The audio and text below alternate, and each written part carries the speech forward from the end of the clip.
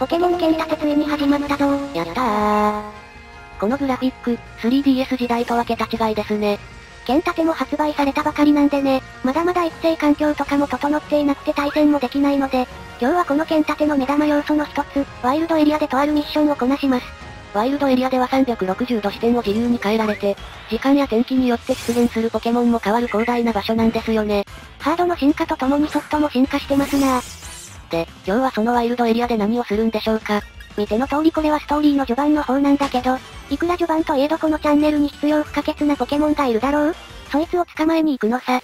まさか、ウルトラサンムーンの最終回ですら出番をもらえるどころか、樽に詰められてガラルに出荷された、あのジャラランガさんですか。そう、このチャンネルのマスコットワクさん。でも今日はジャラランガじゃなくてその子供ジャラコに会いに行きます。なんとこの剣立て、ダブルパックを買うとジャラコのマックスレイドに挑戦できるので、今日はそのレイドをクリアしてジャラコを捕まえようってわけっすわ。そのレイドはワイルドエリアの指定の場所に行かなければならないので、今から向かっていきます。周りにいるのはオンライン状態だと来る世界の人たちですね。一緒にカレー作れます。さっきからリージョンフォルムを手に入れたマタドガスの進化マエドガースの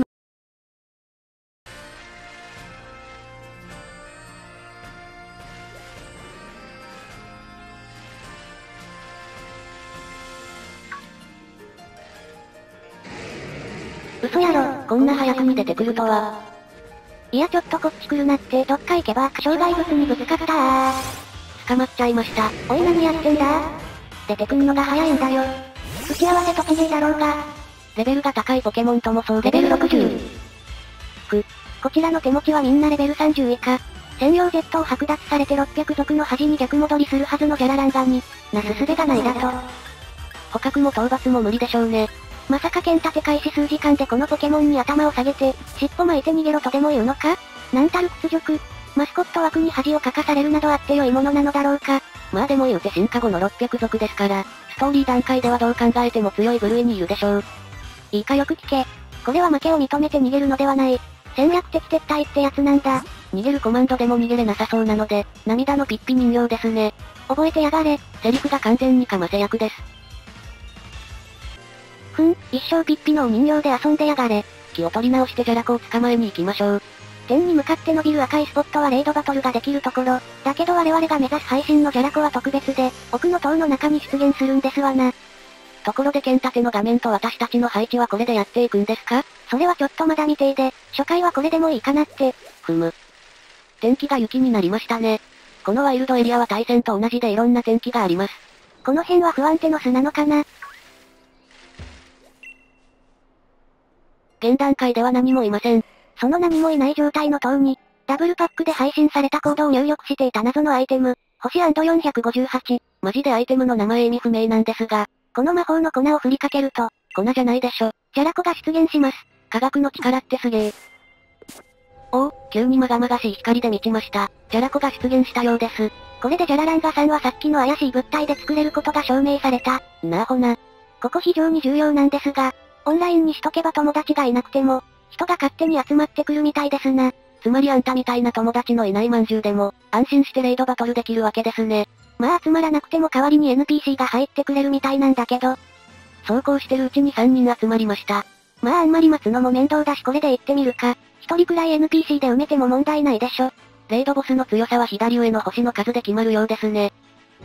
さあウルトラサンムーンじゃ世話になったな。今作では最強のアイテムジャラランガ Z がなくなって、ジャラランガ Z が出てくるまでの別称600族の恥が復活するかが見物だけど、対戦環境も随分変わると思うし、そう簡単に恥になり下がってくれるなよ。さあガラルで私たちが最初に育てることになるであろうジャラコ。いざマックスレイドバトルスタートです。メガ進化と違って、大マックスできる場所は限られてるみたいっすな。野生ポケモンとの戦闘でも使えるというわけにはいかないようです。レイドバトルでは誰が大マックスするかっていうのも大事な要素みたいなんだけど、やっぱり私のポケモンが大マックスした方が動画映えがいいので、大マックス選択していきます。協調性のかけらもないポケモントレーナーの恥。これみんな大マックス選んでたらどうなるんだろう。最初にレイドの募集をかけた人に大マックスする権利があるんだとか。こちらはサルノリの進化系、バチンキーの大マックス。大マックスすると HP が大幅に増加、さらには技の威力が上がります。それ以外のステータスの変化はないと思うのですが初日なのでわかりません。このジャラコ弱くね。購入特典だし星1だったのでレベルが低く設定されてそうっすね。大アタックは相手の素早さを下げる追加効果があるみたいっすな。もう終わっちゃった。おそらく他のレイドバトルはこんなに簡単なことはないんでしょう。特に巨大マックスできるポケモンのレイドは星5のようです。まあせっかくだし、ガラル最初のジャラコにはこの貴重なフレンドボールを使おうかな。フレンドボールを含む岩鉄ボールはおしゃれなボール、通称おしゃぼと呼ばれ、気に入ったポケモンを入れる人が多いです。フェアリーがかなりの数を減らして鋼の新ポケが多い今、格闘タイプを持つお前の力が必要だ。600族の恥なんかに逆戻りするんじゃねえぞ。私と共に激動の剣立て時代を生き抜こうではないか。おう、よっしゃ。何はともあれ、これでガラルでもジャラランガ3を使っていけます。レイドに勝つと雨や技レコードがもらえるみたいだな。雨系は育成用の強化アイテムなので、レイドバトルは今後決行する必要がありそうです。図鑑説明はそんなに変わってなさそう。確認してみるとレベルは16と低めの設定。性格は臆病なのでサンムーン時代なら良個体っすな。専用 Z がなくなった今は物理型の方がいいのかもしれませんが。てなわけで発売したてなのでストーリーのネタバレとかを避けた動画になったんだけど、とりあえず育成環境を整えながらジャラコも育てて、対戦の方もしていきたいかな。育成に必要なメタモンもレイドで出現するらしく、レイドする友達が多い方がいいのは事実みたいですね。お願いです、ゲイフリ様。私のようなぼっちを見捨てないでください。ご視聴ありがとうございました。